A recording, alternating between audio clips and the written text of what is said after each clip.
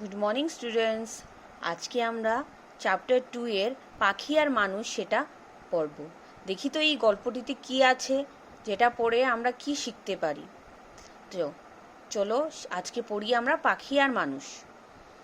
এক দেশে সর্বধনু নামে এক রাজা ছিলেন। শিকার করা ছিল তার শখ। আর এক দেশে রাজা ছিলেন, তার নাম ছিল কি? সর্বধনু। আর শিকার করা ছিল তার খুব শখ, খুব ভালোবাসতেন শিকার করতে। পাখির মাংস না হলে তার ভাতই হজম হতো না। আর পাখির মাংস যদি না হতো তো ওনার ভাত হজম হতো না, মানে উনি খেতে পারতেন না। তীর ধনুক দিয়ে তিনি সবসময়ই শালিক, বক আরও কত পাখি মেরে আহার করতেন। আর তীর ধনুক ছিল উনার সঙ্গী, যেটা দিয়ে উনি কি করতেন? সব সময় শালিক, বক আরও কত ধরনের পাখি মেরে উনি আহার করতেন। একদিন মধুকর নামে এক যুবক রাজাকে এ ধরনের কাজে বাধা দিয়ে বললেন।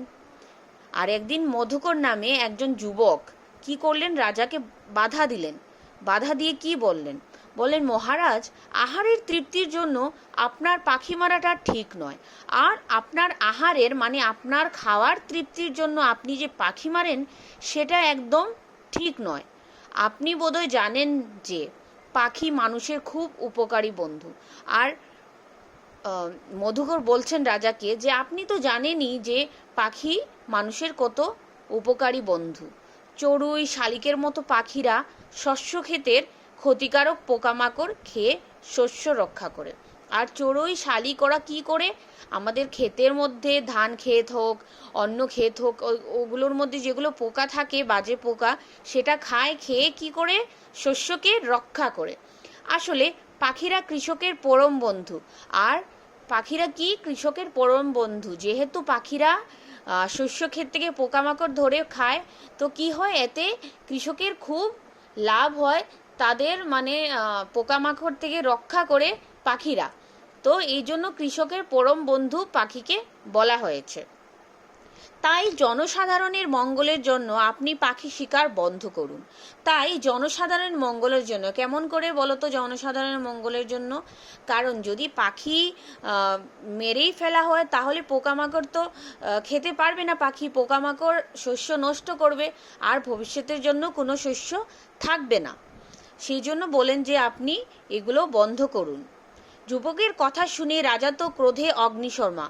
আর যুবকটার কথা শুনে, মধুকরের কথা শুনে রাজা অগ্নিশর্মা, মানে উনার খুব রাগ উঠল, উনার মাথা পুরো গরম হয়ে গেল। এত বড় দুঃসাহস! তাকে উচিত অনুচিত শেখায়। আর যুবকটির এত দুঃসাহস, রাজাকে কি উচিত কি অনুচিত সেটা শিখাতে যায়। তবে তিনি যুবকটিকে মারলেন না, কোনো মতে রেহাই দিলেন। আর তিনি কি করলেন? যুবককে মারলেন না, যুবককে যেতে দিলেন। যুবকটির পরামর্শ তো তিনি কানেই নিলেন না, ফুৎকারে উড়িয়ে দিলেন। আর যুবকটি যে বলেছিল পাখি না মারার জন্য, সেটা উনি কানেই নিলেন না, উনি ওইটা এমনিতেই উড়িয়ে দিলেন। মানে উনি গায়ে লাগালেন না যে পাখি মারাটা বন্ধ করবেন। আর আগের মতোই পাখি শিকার করতে থাকলেন। রাজার নির্বিচার হত্যালীলা দেখে পাখিরাও একসময় সে দেশ থেকে উড়ে চলে গেল অন্য দেশে। আর রাজার এরকম হত্যালীলা, মানে রাজা রোজ রোজ পাখি মারেন, তো পাখিরাও ভয়ে কি করলো? সে দেশ থেকে অন্য দেশে চলে গেল। সর্বধনুর রাজত্বে পাখি খুঁজে পাওয়াই হয়ে উঠল দুষ্কর।